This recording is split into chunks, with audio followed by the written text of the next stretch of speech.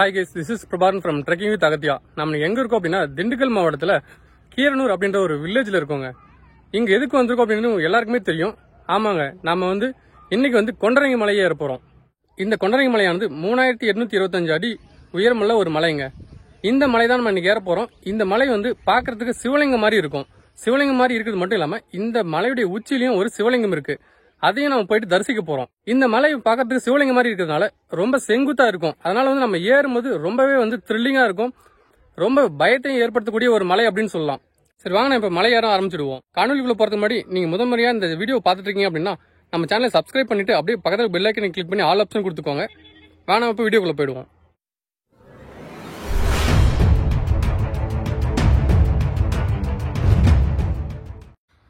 மேகம் தவழ்ந்து கொண்டிருக்கக்கூடிய இந்த மலையுடைய உச்சிக்கு தாங்க நம்ம இன்னைக்கு போக போறோம்.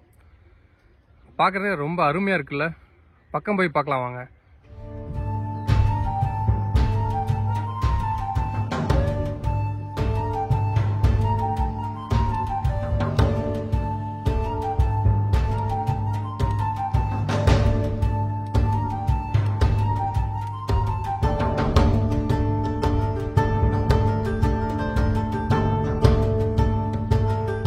இப்போ நம்ம இந்த மலையுடைய அடிவாரத்தில் இருக்கோங்க. இந்த மலை உச்சியில் இருக்க சிவன் கோவிலை கெட்டி மல்லீஸ்வரர் ஆலயம் அப்படின்னு சொல்றாங்க. அது மட்டும் இல்லாமல் இந்த கோவிலுக்கு உள்ள இருக்கிற சிவன் மல்லிகார்ஜுன சுவாமி அப்படின்னு சொல்றாங்க. மற்றும் ஒரு சில தகவல்லாம் சொல்லியிருக்காங்க. அது என்ன அப்படின்னா, இந்த மலையுடைய உயரம் 3825 அடி உயரம் அப்படின்னும், இந்த மலையில தான் பாண்டவர்கள் வனவாசம் செய்ததாகவும் அர்ஜுனன் தவம் செய்த இடமும் இருக்கு அப்படின்னு சொல்றாங்க. மற்றும் முக்கிய பூஜைகள் செய்யக்கூடிய ஒரு சில தினங்களை பற்றியும் குறிப்பிட்டிருக்காங்க. நீங்க கண்டிப்பா இதை பார்த்து தெரிஞ்சுக்கோங்க. அடுத்ததான் இந்த மலை உச்சியில் இருக்க கெட்டி மல்லீஸ்வரர் ஆலயமானது 8ஆம் நூற்றாண்டு சேர்ந்தது அப்படின்னு சொல்றாங்க. அதற்கான ஒரு சான்றாக இங்க ஒரு உருவ சிலை இருக்குங்க.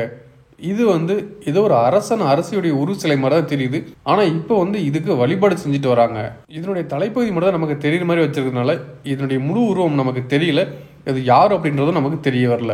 இது எந்த மன்னருடைய உருவ சிலை அப்படின்றது உங்களுக்கு தெரிஞ்சிச்சு அப்படின்னா மறக்காம இந்த கமெண்ட் செக்ஷன்ல பதிவு பண்ணுங்க. அடுத்ததான் மலை உச்சியில் இருக்கிற கோவிலுக்கு போற வழியில ஒரு பலிபீடம் வச்சிருக்காங்க. இந்த பலிபீடத்தை தொட்டு கும்பிட்டு தாங்க நம்ம எல்லாரும் மேலே ஏறணும். இந்த பலிபீடத்தை இந்த இடத்துல எதுக்கு வச்சிருக்காங்க அப்படின்னா, ஆணவம், கண்மம், மாயை என்ற 3 அழுக்குகளையும் கலைந்த பின்னாடி தான் நம்ம இறைவனை அடைய முடியும் அப்படின்றத உணர்றதுக்காக தான் இந்த பலிபீடம் இந்த இடத்துல வச்சிருக்காங்க. இந்த மாதிரி பலிபீடம் ஒவ்வொரு கோவிலுடைய முன்னாடியும் வச்சிருப்பாங்க. நிறைய பேர் இதை கும்பிட்டுட்டு போவாங்க. பட் அது எதுக்காக வச்சிருக்கான்னு யாருக்குமே தெரியாது. அடுத்ததான் இந்த இடத்துல ஒரு சிவலிங்கம் நந்தியுடன் இருக்கு. இந்த சிவலிங்கத்தை வணங்கிட்டு நம்மளுடைய பயணத்தை தொடங்கிடலாம்.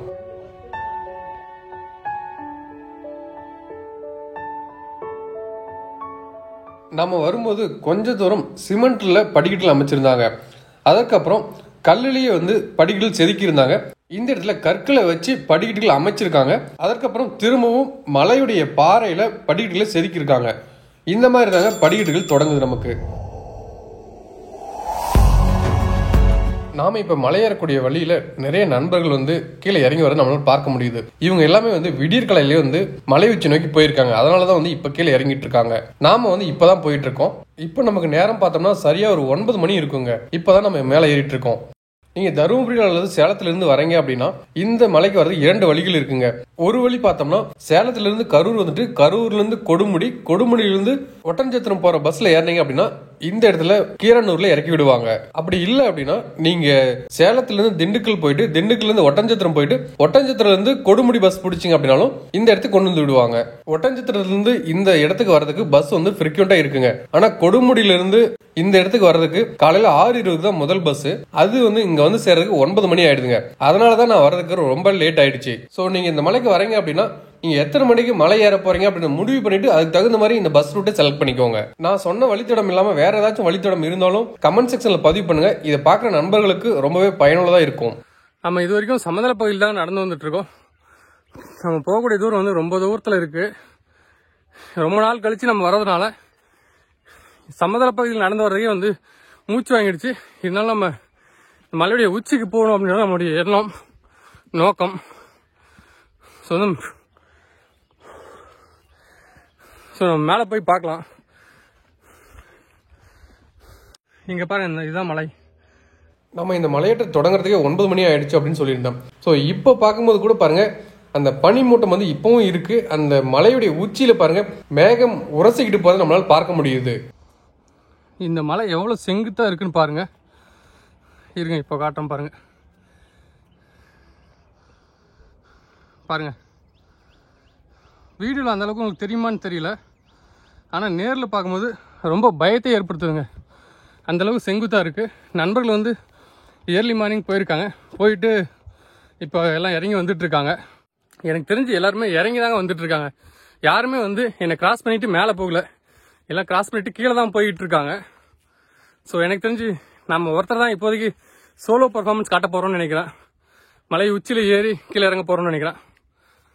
இந்த மலைக்கு ரொம்ப நாளாக வரதுக்கு பிளான் பண்ணிகிட்டே இருந்தோம். ஆனால் வந்து எங்களால் வர முடியல. அதனால் வந்து இன்னைக்கு எப்படியாவது வந்தே ஆகணும் அப்படின்னு சொல்லிட்டு நான் மட்டும் கிளம்பி வந்துட்டேங்க. வரும்போது என்னவோ ரொம்ப எக்ஸைட்டிங்காக தான் இருந்துச்சு, இந்த மலை நம்ம ஏற போகிறோம் அப்படின்னு. ஆனால் மலை ஏற ஏற பயம் வந்து அதிகரிச்சுட்டே இருக்குங்க. ரொம்ப செங்குத்தான ஒரு மலையாக இருக்குது. இருந்தாலும் ஏறி தான் ஆகணும். வாங்க போவோம். இந்த இடத்துல பாருங்க, 2 படிக்கட்டுகள் இருக்குது. நடுவில் வந்து கம்பி இருக்குது. இந்த பக்கம் ஒரு படிக்கட்டு பாதை இருக்குது, இந்த பக்கம் ஒரு படிக்கட்டு பாதை இருக்குது. இது வந்து பழங்காலத்தில் அல்லது வந்து ரொம்ப வருஷங்களுக்கு முன்னாடி அமைச்ச படிக்கட்டாக இருக்கும்னு நினைக்கிறேன். இந்த பக்கம் இருக்கிறது வந்து அந்த படிக்கட்டுக்கு அப்புறமா இது வந்து அமைச்சிருக்குவாங்கன்னு நினைக்கிறேன். இது கொஞ்சம் லென்த்தாகவும் இருக்குது, கொஞ்சம் பாதுகாப்பாகவும் இருக்குது. இது வந்து பாறை சைடில் சறுக்கிற மாதிரி இருக்கிறதுனால இது வந்து இப்போ யாரும் பயன்படுத்துறதில்ல. இதுதான் பயன்படுத்திக்கிட்டு இருக்காங்க. நாமளும் அந்த வழியில் தான் போக போகிறோம். இப்போது பாருங்கள், நண்பர்கள் வந்து ஒரு சிலர் வந்து இறங்கி வந்துட்டுருக்காங்க. இருங்க ஜூம் பண்ணுறேன், தெரியுங்களா? கீழே இறங்கி வந்துட்டுருக்காங்க. நாம் வந்து இங்கே இருக்கோம். இங்கேருந்து நம்ம வந்து பயணத்தை தொடங்கணும். மேலேருந்து இறங்குறவங்களை நம்ம பார்க்கும்போதே நமக்கு பயம் அதிகரிச்சுட்டே இருக்குங்க. நம்ம மேலே ஏறிட்டு இருக்கும்போது ஒரு தேனியானது நம்மளுடைய ஃபோனை வந்து கடிக்குதுங்க.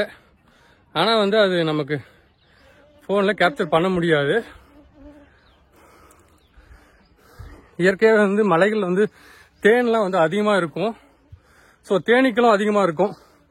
தேனீக்கள் வந்து எவ்வளோக்கு எவ்வளோ அதிகமாக இருக்கோ அந்த அளவுக்கு வந்து மனிதர்கள் உயிர் வாழ்வாங்க அப்படின்னு சொல்லுவாங்க. ஏன்னா வந்து தாவரங்கள் இனப்பெருக்கம் செய்கிறதுல தேனீக்கள் வந்து நிறைய பங்கு வகிக்குது. அதனால தான் வந்து தேனீக்கள் வந்து ரொம்ப முக்கியமானது அப்படின்னு சொல்கிறேன். அந்த தேனீக்கு இந்த ஃபோனு இல்லை நம்ம நடந்து போகிறது பிடிச்சிருச்சுன்னு நினைக்கிறேன். இந்த ஃபோனை விட்டு வெளியே வரமான்னு இருக்கு. மேலேட்டு வந்து இந்த பக்கம் பாருங்க, ஒரு குகை மாதிரி போகுது. நீங்கள் வெயில் நேரத்தில் வந்தீங்க அப்படின்னா இந்த இடத்துல உட்காந்துக்கலாம். பாருங்க, உள்ள போய் பார்க்கலாம்.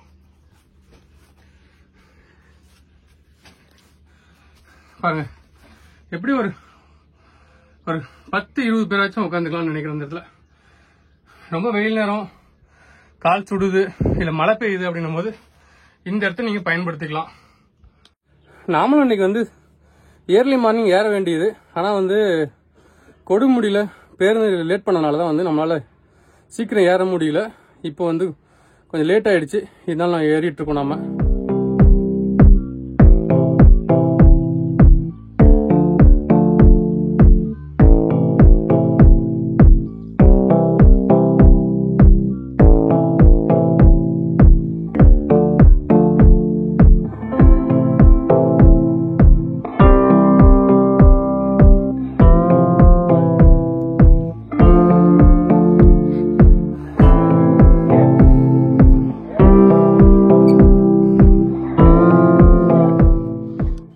இது வந்து ஒரு சுனை அப்படின்னு சொல்றாங்க. இந்த இடத்துல தண்ணீர் எப்பவுமே இருந்துகிட்டே இருக்கும் அப்படின்னு சொல்றாங்க.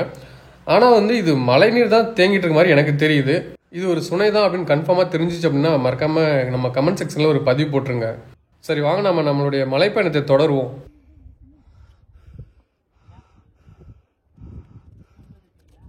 மேலே ஏறி போயிட்டு இருக்கும்போது படிக்கட்டுகள் பக்கத்துல ஒரு ஓரமா ஒரு செடி நட்டு இருந்தாங்க. அந்த செடிக்கு வந்து தண்ணீர் ஊற்றணும் அப்படின்னு சொல்லியிருந்தாங்க. அது பக்கம் போலான்னு போயிட்டு பார்த்தோம். அந்த செடியுடைய பெயர் சிவகுண்டலம் சொர்க்க மரம் அப்படின்னு சொல்றாங்க. ஸோ நானும் இந்த செடிக்கு சிறிதளவு தண்ணீரை ஊட்டிட்டு இந்த இடத்துல இருந்து அழகை ரசிக்க ஆரம்பிச்சாங்க.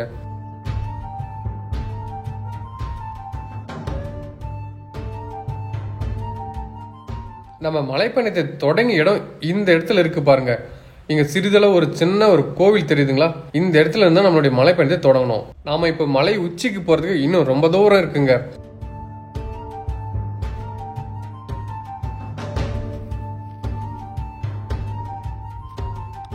நம்ம என்னதான் ட்ரெக்கிங் ஒவ்வொரு மாதமும் போயிட்டு இருந்தாலும் இப்போ ஒரு சில மாதங்களாக கிட்டத்தட்ட ஒரு 3-4 மாதங்களாக நம்ம வந்து ட்ரெக்கிங் எதுவும் போகலை. அதனால வந்து நமக்கு அந்த டச் விட்டுருச்சு அப்படின்னு சொல்லலாம். இப்போ வந்து ரொம்ப நாள் கழிச்சு அதுவும் ஒரு பயங்கரமான ஒரு மலை மீது ஏறும்போது எனர்ஜி ஃபுல்லாக காலி ஆயிடுச்சுங்க. இப்போதைக்கு ஒரு 50% தான் வந்திருப்போம்னு நினைக்கிறேன். இதுக்கே எனர்ஜி ஃபுல்லாக காலி ஆயிடுச்சு. உண்மையை சொல்லணும் அப்படின்னா பாடி ஸ்ட்ராங்கு, பேஸ்மெண்ட் வீக்கு அப்படின்னு சொல்லலாம். அந்த மாதிரி தான் இருக்கு. தலையும் லைட்டாக கிருகிருன்னு சுற்றுற மாதிரியே இருக்கு. இதனால நம்முடைய இலக்கு வந்து சிவனை பார்க்கணும் அப்படின்றதான். இந்த மலையில் சிவனையும் பார்த்துட்டு அதுக்கு மேலே இன்னும் கொஞ்சம் ஏறுற மாதிரி இருக்கு. நம்ம அந்த இடத்துக்கும் போயிட்டு தான் இன்னைக்கு வரப்போகிறோம். முடிஞ்ச அளவுக்கு கொஞ்சம் கொஞ்சமாக ரெஸ்ட் எடுத்துகிட்டு போகலாம்.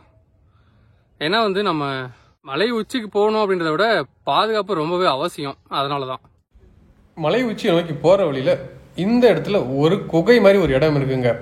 அது என்ன அப்படின்னு சொல்லிட்டு பக்கம் போய் பார்க்கலான்னு போனோம்.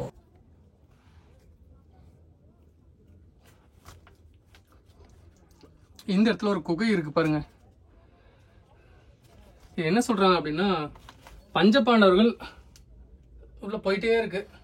பஞ்சபாண்டவர்கள் வந்து இந்த இடத்துல வந்து வனவாசம் செய்யும் போது இந்த இடத்துல தங்கியிருந்ததா சொல்றாங்க. இங்கேயும் பாருங்க, அங்க சாமியுடைய கல் வச்சு தவம் செய்யற மாதிரி வந்து வச்சிருக்காங்க. உள்ள கொஞ்சம் இருட்டா இருக்கு, அதனால வந்து நம்ம இதுக்கு மேல போக வேண்டாம்.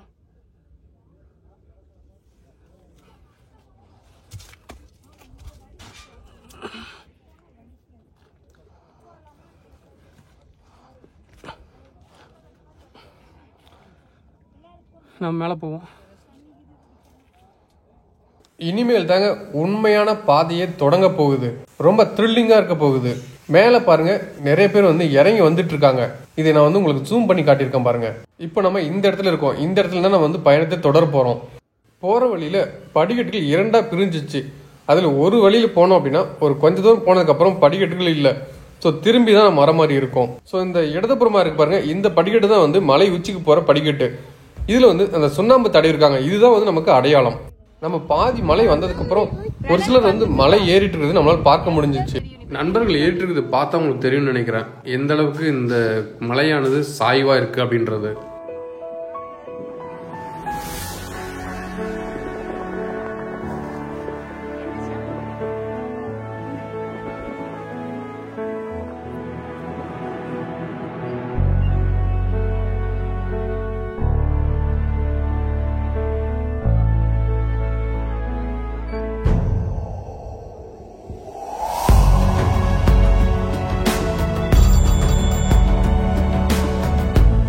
எனக்கு பின்னாடி 3 பேர் வந்திருந்தாங்க. அவங்க எல்லாரும் வந்து இப்போ மேலே ஏறி ஆல்மோஸ்ட் 90% பக்கம் போயிட்டாங்க. நான் வந்து மெதுவாக போயிட்டு இருக்கேன். இருக்கிறதுலே எனக்கு தெரிஞ்சு இந்த இடம் தான் ரொம்ப த்ரில்லிங்கான இடம் அப்படின்னு சொல்லலாம். இது வீடியோவில் அந்த அளவுக்கு தெரியலன்னு நினைக்கிறேன். ஆனால் வந்து நீங்கள் நேரில் இங்கேருந்து கீழே பார்த்தீங்க அப்படின்னா ரொம்பவே பயப்படுவீங்க. அந்த அளவுக்கு தான் இருக்கு. இந்த இடத்துல வந்து கம்பி அமைச்சிருக்காங்க, ப்ளஸ் படிக்கட்டு இருக்கு பாருங்க. கம்பி இருக்கு, ஃபுல்லா மேல வரைக்கும் கம்பி இருக்கு, பிளஸ் படிக்கட்டு இருக்கு. அப்படி இருக்கிறதுனாலதான் வந்து இந்த இடத்துல வந்து நம்மளால ஏறி மேல போக முடியுது. அப்படி இல்லை அப்படின்னா இந்த இடத்துல ஏறி போறது ரொம்பவே கஷ்டமா இருக்கும். இப்போ ஆல்மோஸ்ட் பாருங்க, மேக கூட்டங்கள் வந்து நமக்கு ஆல்மோஸ்ட் நமக்கு லெவல்ல இருக்கு. அந்த அளவுக்கு நம்ம மலை உச்சி மேல போயிட்டு இருக்கோம், ஆகாயத்தை நோக்கி போயிட்டு இருக்கோம் அப்படின்னு சொல்லலாம். இந்த நேரத்துல வந்து இந்த கம்பி அமைச்சிருக்கு ரொம்பவே வந்து நம்ம நன்றி சொல்லிக்கணுங்க. இந்த கம்பி அமைச்சது யாரு அப்படின்னா இப்போ வந்து அவருக்கு 85 வயசு ஆகுது. 85 வயசு ஆகிற ஒரு தாத்தா தான் வந்து இந்த கம்பியெல்லாம் வந்து அவருடைய வாழ்நாளில் கொஞ்சம் கொஞ்சமா போட்டு இந்த மலை உச்சி வரைக்கும் போட்டிருக்கதா சொல்றாரு. அவருடைய பெயர் வந்து பால்நாயகர் அப்படின்னு அவர் சொல்லிட்டு இருக்காரு. ஏன் அப்படின்னா மேல இருக்க சிவபெருமானுக்கு டெய்லி வந்து அவர் தான் வந்து பால் எடுத்து போய் கொடுத்து வருவாராம். ஸோ அதனால வந்து அவர் பால்நாயக்கர் அப்படின்னு சொல்றாங்க. ஸோ இந்த படிக்கட்டையும் இந்த கம்பியும் அமைச்சு கொடுத்த அவருக்கு வந்து ரொம்பவே நன்றி சொல்லுங்க. நாம இந்த கம்பி மற்றும் படிக்கட்டு இல்லை அப்படின்னா இந்த மலை உச்சியில ஏறது ரொம்பவே கடினம், ஏறவே முடியாது. அந்த அளவுக்கு இருக்குங்க. ரொம்ப செங்குத்தா இருக்குது அப்படின்னு சொல்லலாம். இந்த பாறையே வந்து ரொம்ப செங்குத்தா இருக்கு. நாம இந்த காணொலியுடைய ஸ்டார்டிங்ல பாத்திருப்போம் இந்த முழு மலை வந்து எந்த அளவுக்கு செங்குத்தா ஒரு சிவலிங்கம் மாதிரி இருக்கு அப்படின்றத பாத்திருப்போம். அந்த சிவலிங்கம் மாதிரி இருக்க அந்த செங்குத்தான பாறை மேலதான் நம்ம இப்ப ஏறிக்கிட்டு இருக்கோம். இன்னும் நம்ம ஏற வேண்டிய தூரம் இன்னும் கொஞ்சம் தூரம் இருக்கு. வாங்க மேலே ஏறுவோம்.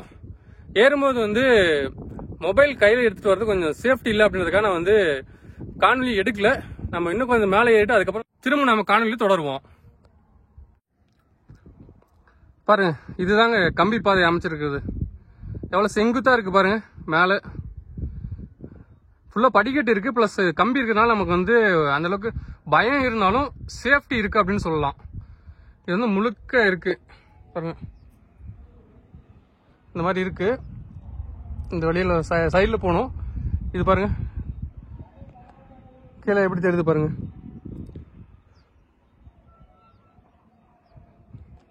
நம்ம வந்து செங்குத்தான பாறைன்றதுனால நம்ம அடிவாரம் வந்து அடியில தெரியல பாருங்க, கொஞ்சம் தூரம் தான் தள்ளி தான் தெரியுது.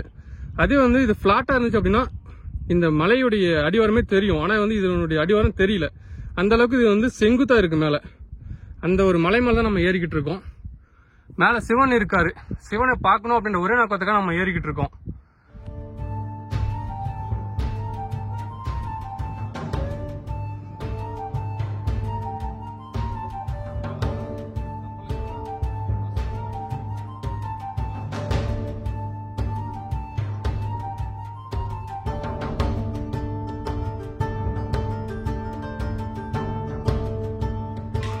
நாம இப்ப சிவன் கோவில் இருக்கிற இடத்துக்கு வந்துட்டோங்க.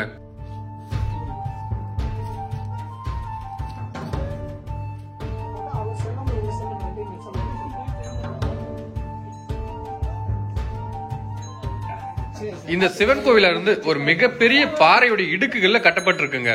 சிவன் கோவிலுக்கு எதிரிலேயே ஒரு விநாயகரும் அதுக்கு எதிரில ஒரு நந்தியும் இருக்கு. அதுக்கு பக்கத்துல ஒரு நாகர் இருக்குங்க. சிவன் கோவிலுக்குள்ள இருக்கிற சிவனுக்கு எந்த அளவுக்கு முக்கியத்துவம் கொடுக்கப்படுதோ அதே முக்கியத்துவம் இங்க இருக்க விநாயகருக்கும் கொடுக்கப்படுதுங்க.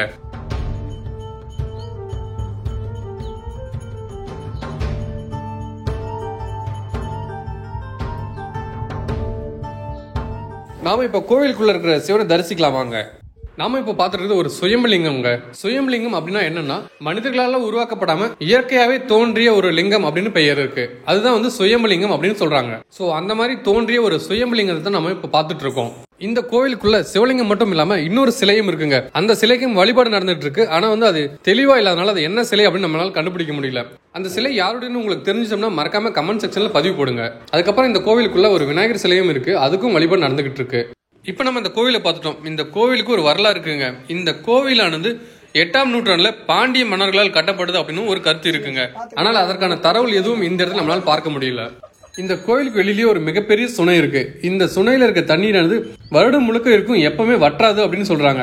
அதனால இந்த கோயிலுக்கு தேவையான தண்ணீர் எப்பவுமே வந்து இந்த சுனையில இருந்து எடுத்துக்கிறாங்க அப்படின்னு சொல்றாங்க. இந்த சுனை நீரானது மேல இருந்து பாக்குறதுக்கு கலங்களா இருக்க மாதிரி தெரிஞ்சாலும் தண்ணீரை வெளியே அள்ளும் போது அது ரொம்பவே தூய்மையா தாங்க இருக்கு. இந்த மலையுடைய உச்சியில இது மாதிரியான சுனைகள் நிறைய இடத்துல இருக்குங்க. அதனால வந்து நீங்க ஒருவேளை தண்ணீர் எடுத்து வர மறந்துட்டாலும், அப்படி குறைவான அளவில் தண்ணீர் எடுத்து வந்தாலும் பயப்பட தேவையில்லை. மலையுடைய உச்சியில உங்களுக்கு தண்ணீர் வந்து கிடைக்குது. தண்ணீர் வந்து ரொம்ப அமிர்த மாதிரியே இருக்கு. நாம் அடுத்ததாக பார்க்கக்கூடிய இடம் ஒரு கூட்டு தியானம் பண்ணக்கூடிய ஒரு இடம்ங்க. இது வந்து பஞ்ச பாண்டவர்கள் வனவாசம் செய்த போது இந்த இடத்துல வந்து தியானம் செஞ்சதா சொல்றாங்க. இங்க வந்து வழிபாடு செஞ்சிருக்காங்க. இப்போ இந்த இடத்துல கோவிலுக்கு தேவையான பொங்கல் போன்ற பிரசாதம் செய்யறதுக்கு அடுப்பை மூட்டி இந்த இடத்துல வந்து பயன்படுத்திக்கிட்டு இருக்காங்க. நாம இவ்வளவு நேரம் கோயிலுக்குள்ள போயிட்டு கோயிலுக்குள்ள இருக்கிற சாமியை தரிசனம் பண்ணிட்டு அதுக்கு பக்கத்துல இருக்க இடங்களையும் நம்ம சுத்தி பார்த்தோம். அடுத்ததான் நம்ம இந்த மலையுடைய உச்சிக்கு போக போறோங்க.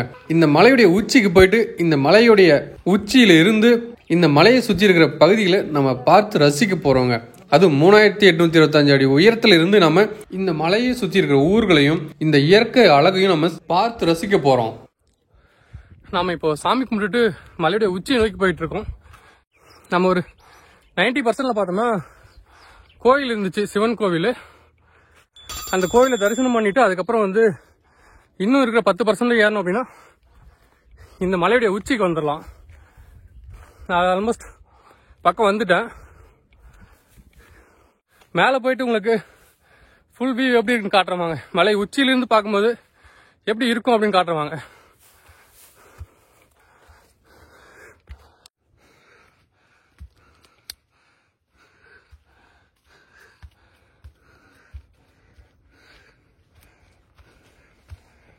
இந்த பக்கம் 2 வழி போகுது, எந்த வழின்னு தெரியலையே. சரி வேணாம், இந்த வழியிலே போய் பார்ப்போம்.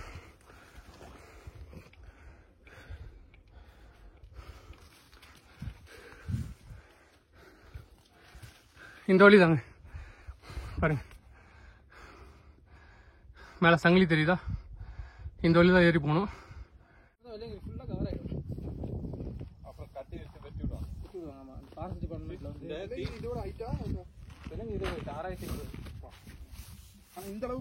சங்கிலி பிடிச்சி நம்ம மேலே ஏறும்போது நம்மளால கேமரா பிடிக்க முடியாது. ஏன்னா 2 கை பிடிச்சி தான் நம்ம சங்கிலியில் ஏற முடியும். அதனால வந்து மேலே ஏறிட்டு நம்ம காணொலி தொடங்கலாம். நாம இப்போ சங்கிலியை பிடிச்சி மேலே ஏறி வந்துட்டோம். மலை உச்சி வந்து இன்னும் கொஞ்சம் தூரத்தில் தான் இருக்கு. நம்ம ஏறணும் அப்படின்னா இந்த கொண்டரங்கி மலையுடைய உச்சியை வந்து நாம இன்னைக்கு ஏறி முடிக்க போறோம். இந்த கொண்டரங்கி மலை உச்சியை வந்து ஏறி முடிக்கணும்னு சொல்லிட்டு கிட்டத்தட்ட ஒரு 3-4 மாசமா பிளான் பண்ணிட்டு இருந்தோம். ஆனால் வந்து ஏற முடியல. ஒரு சில தவிர்க்க முடியாத காரணங்களால் நண்பர்கள் வந்து கோஆப்ரேட் பண்ணல அப்படின்னு சொல்லணும். பட் வந்து அவங்க வரலனாலும் இன்னைக்கு ஏறி ஆகணும் அப்படின்ற ஒரே நோக்கத்தோட நான் சோலோவா வந்துட்டேங்க.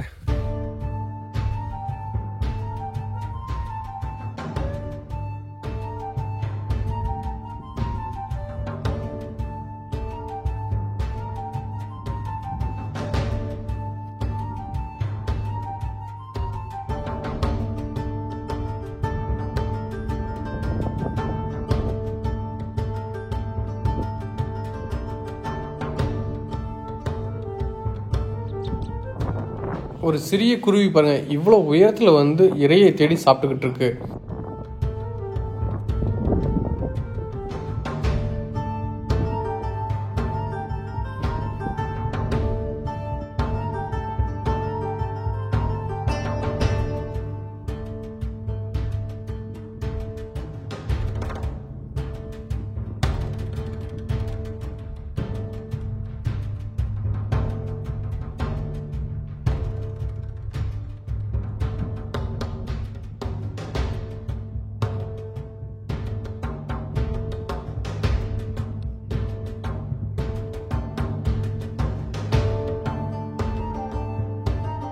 அருகில் உள்ள பெரிய பெரிய மலைகள் எல்லாமே இந்த மலையோட கம்பேர் பண்ணும்போது சிறிய சிறிய மலைகள் மாதிரி தெரியுது பாருங்க.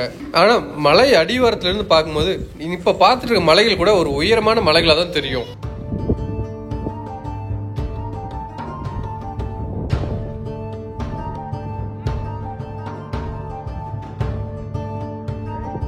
நம்ம மலை உச்சிலிருந்து பார்க்கும்போது எவ்வளவு மிக பெரிய பெரிய மரங்கள் எல்லாமே ஒரு சிறு சிறு புல்வெளிகள் மாதிரி தெரியுது பாருங்க. இந்த கொண்டரங்கி மலையில இன்னொரு கருத்தும் இருக்குங்க. அதாவது நீங்க ஏதாவது ஒரு வேண்டுதலை மனசுல நினைச்சுக்கிட்டு 5 அமாவாசை தினங்களுக்கு இந்த மலைக்கு வந்து இந்த மலையில இருக்க சிவனை வழிபட்டீங்க அப்படின்னா நீங்க நினைச்ச காரியம் நடக்கும் அப்படின்னு சொல்றாங்க. அது மட்டும் இல்லாம நீங்க உங்களுடைய இறந்து போன முன்னோர்களுடன் பேசுறதுக்கான வாய்ப்பும் கிடைக்கும் அப்படின்னு சொல்றாங்க. அடுத்ததான் இந்த மலையுடைய உச்சியில நிறைய இடங்கள்ல சுனை நீர் இருக்குதா சொல்லியிருந்தோம். அதே மாதிரி இந்த இடத்துல தண்ணி இருக்கு. இந்த தண்ணி வந்து நண்பர்கள் குடிக்கிறதுக்காக வாட்டர் பாட்டில் பிடிச்சிட்டு இருக்காங்க பாருங்க. இந்த இடத்துக்கு வரும்போது நீங்க நினைச்ச காரியங்கள் நடக்குதோ இல்லையோ, ஆனா நம்ம இந்த மலையில நம்ம ஏறும்போது ஒரு இயற்கையான காற்றை சுவாசிச்சுக்கிட்டு இறைச்சல் இல்லாத ஒரு ஒளியை காதுல கேட்டுக்கிட்டு இன்பமான ஒரு உணர்வு வந்து உங்களால உணர முடியுங்க. இது வந்து உங்களுக்கு ஒரு மன அமைதியையும் கொடுக்கும். இதற்காகவே நீங்க கண்டிப்பா ஒரு முறையாவது இந்த மாதிரியான மலைகள்ல ஏறி பாருங்க.